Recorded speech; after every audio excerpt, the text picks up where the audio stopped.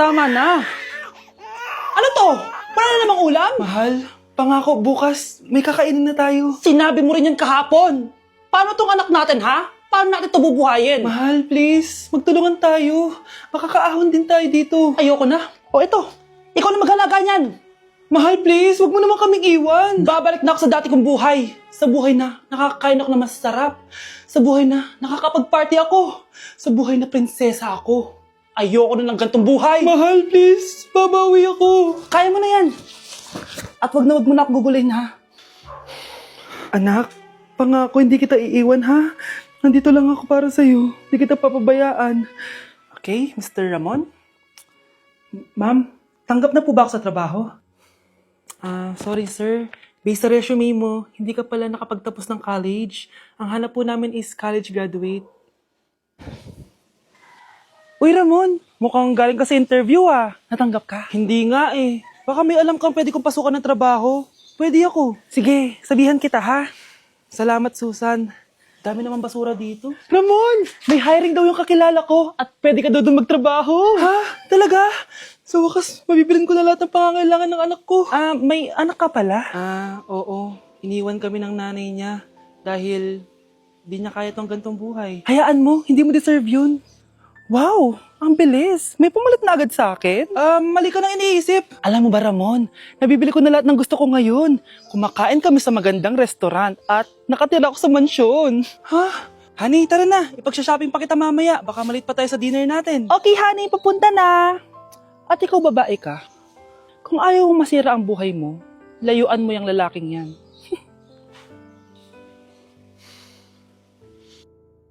Ikaw, Miguel. Ayaw na kita lumalabas ng bahay. Naintindihan? Ano? At pwede ba? Huwag ka nasasama dun sa kaibigan mo hampas lupa na yon. Dahil ayaw ko ng ganong klaseng tao ang magiging kaibigan mo. Ma, para sumusobra ka na ata. Sobra na ako nasasakal sa'yo. Tsaka tumatanda na ako. Anak pa din kita. At nanay mo ko. Kaya sundin mo ang gusto ko. Pero Nay, gusto ko si Scarlett. Parehas kami ng nanay ni Michael. So, ibig sabihin nun, magkapatid kami. Sinong kapatid mo, anak? Wala po, tay. Bakit po? Anak, wala na ako sa trabaho. Tay, pero wag ka mag-alala, anak. Iisip ako ng paraan. Hindi tayo maghihirap. Magtutulungan tayo dito, tay, ha?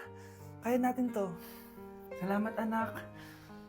Susan, sure ka ba dito? Last money ko na kasi to eh. Magtiwala ka lang, Ramon. Para sa anak mo. O, ito na mga pinagawa mo, ha? Magbenta na tayo. Tara na. Sige, tara. Scarlett, ayaw sa'yo ng nanay ko. Ayaw niya akong magipagkaibigan sa'yo. Pero hindi niya ako mapipigilan. Michael, may kailangan din akong sabihin sa'yo. Yung nanay mo, tsaka yung nanay ko. Kailan ka pa natutong hindi sumunod sa akin, Michael, ha? Ma, Dahil ba sa babaeng to? Please, tama na! Ayaw mo talaga makinig sa akin? Pwes, ipapadala na kita sa US at doon ka na mag-aaral. Michael!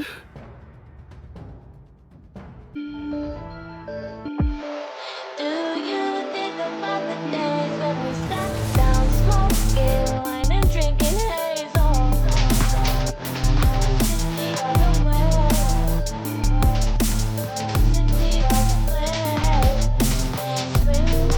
Grabe, nakakapagod mag-aral.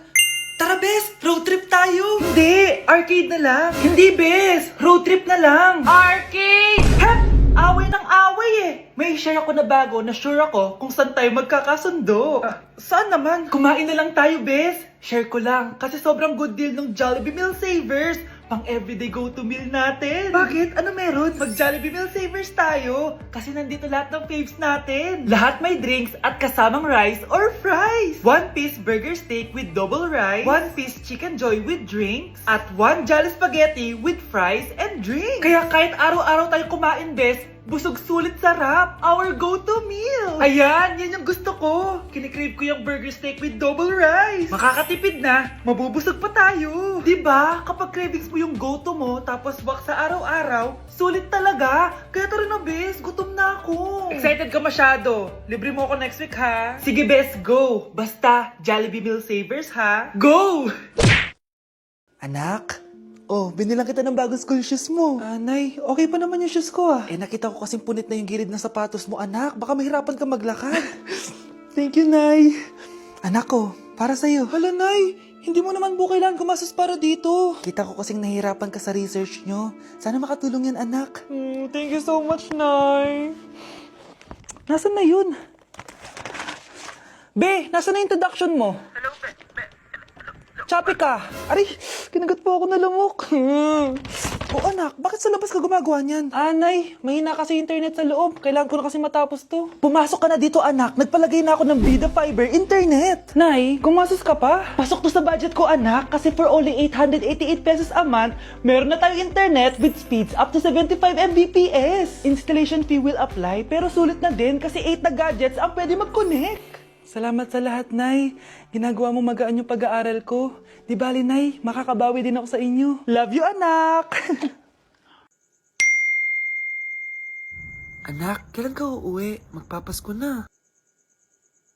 Ayun na! Malapit na mag-Noche Buena! Bilisan nyo! Oh, naayos ko na yung table, ha? Lagyan nyo dito yung mga pagkain. Oh, pinaglutuan ko kayo ng favorite nyo. Kaldereta. Mga anak, sana nagustuhan yung mga regalo namin sa inyo.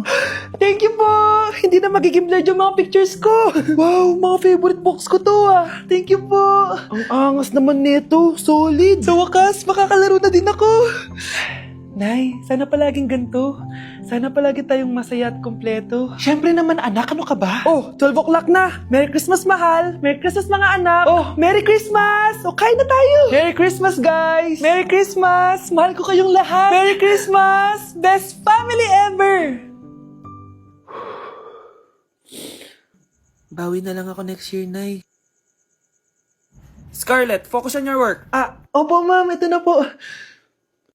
Death certificate? Hindi naman patay si tatay, ah. Anak, alam kong nasa kwarto ka ng tatay mo. Si nanay. Anak! Nay, tawag niyo po ba ako? Wala. Kala ko nasa loob ka eh. Sige, Nay. Gagawan ko na po ng pagkain si tatay. Kailangan ko malaman ng totoo. Sorry, Nay. Kailangan kong gawin ito sa'yo. Nay, eto na po pala yung pagkain ni tatay. Ginawan din po pala kita. Buti naman naisip mo pa ako. Thank you, anak, ha. Welcome, Nay. Mahal, kain na tayo. Gumana yung plano ko. Kailangan ko na humingi ng tulong. Ang galing mo din, Scarlett, no? Pero mas magaling ako. Nay, hindi ka nahimatay. Anong akala mo sa akin? Tanga? Inamoy ko yung pagkain na binigay mo sa akin. At kaamoy niya yung lason na nilalagay ko sa pagkain ng tatay mo. Ang sama mo, Nay! Well, kailangan ko ang pera ng tatay mo. Inasawa ko lang naman yan kasi mayaman siya. Ipapakulong kita sa ginawa mo kay tatay. Sa tingin mo, maniniwala sa'yo ang mga pulis? May CCTV tayo sa bahay. Kitang-kita dyan na ikaw ang gumagawa ng pagkain ng tatay mo. Kanina pa nasa kulang mga pulis. At naririnig nila lahat ng sinasabi mo. Mga pulis? Nasaan na siya? Nakakatakot! Matalino ako, Scarlett. Alam kong gagawin mo yan. Binayaran ko ang mga pulis para din nila kulihin. Pera-pera lang. Walang iya ka talaga, Nay. Sumama ka na sa akin. Itali nyo na yan. At siguraduhin nyong hindi makakatakas yan. Ano? Itatali? Hindi! Shh, Scarlett. Itatakas kita, ha? Alam ko lahat ng baho ng nanay mo. Tita? Scarlett? May kausap ka ba? Nandiyan na si nanay. Bilisan mo. Paparating na siya. Bibilisan ko na. Shh, Scarlett. Itatakas kita, ha? Scarlett? May kausap ka ba? Nandiyan na si nanay. Bilisan mo. Paparating na siya. Bibilisan ko na. Scarlett! Scarlett! May kausap ka ba? Huwag kang maingay dyan, ha? Scarlett, tara na. Tara na, tita. Tita, buti na lang dumating ka. Hindi ko na kaya mga pinagagawa ni nanay. Hi, Scarlett. Nay! Napaka-hayop mo, Susan! Oo, hayop ako. At least madaming pera. Huwag kang mag-alala, di kita sasaktan. Hindi ko na din kaya mga pinagagawa sa akin ni Susan. At ikaw, Scarlett, ipapakain ko sa'yo yung lason na binigay mo sa akin. Nay, wag po. Halika. Isubo mo tong lason. Ito'y nararapat sa'yo para mawala ka na sa mundo. Itigil mo na yan, Susan. Totoo ba ito nakikita ko? Buhay ka, Tay? Oo, buhay na buhay.